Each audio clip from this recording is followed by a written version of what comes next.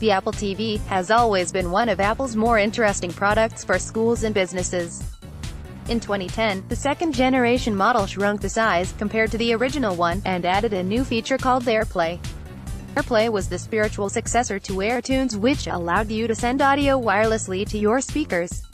AirPlay allows you to stream video and audio from macOS and iOS. The second-generation Apple TV also saw a huge price cut down to $99, compared to $299 for the original Apple TV. This product release coincided with the rise of iPad deployments in K-12.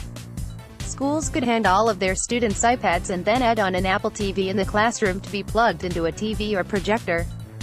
Fast forward to present day, and we have the fourth-generation Apple TV released in 2015 and the 4K model released in 2017. Both of these models run tvOS and include the App Store. They also included AirPlay. So where are we at with it being used in schools and the enterprise? Apple has recognized the potential of Apple TVs being installed around schools and in conference rooms, as they have added fairly robust MDM support into recent versions of tvOS. These MDM controls make it easier to set up and maintain a fleet of Apple TVs. It's clear Apple is positioning it as an accessory add-on for every iPad deployment. Is it something schools should consider in every classroom? At $149, the Apple TV is not a cheap device. This price doesn't even include the additional cost to enroll it in your MDM. By the time you add all of that together, it's an expensive solution. I think the better solution for the classroom is a TV with an HDMI cord with a lightning adapter. Is it as fancy as being about to wirelessly project an iPad on the screen? No, but it's super reliable. AirPlay is a great solution when it works, but when it isn't, there is no troubleshooting an IT administrator can do, especially on the fly.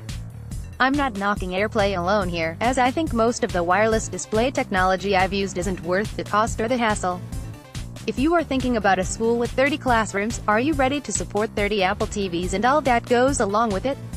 A large TV mounted on the wall, a rolling cart, or a ceiling-mounted projector with HDMI is a much easier solution for teachers and students to manage. Apple Classroom is another reason why I don't think Apple TV is necessary for K-12. One of the arguments for Apple TV is that students can wirelessly share what they are working on with the rest of the class. With Apple Classroom, teachers can view a student's iPad at any time. If they are plugged into HDMI, everyone will be able to watch.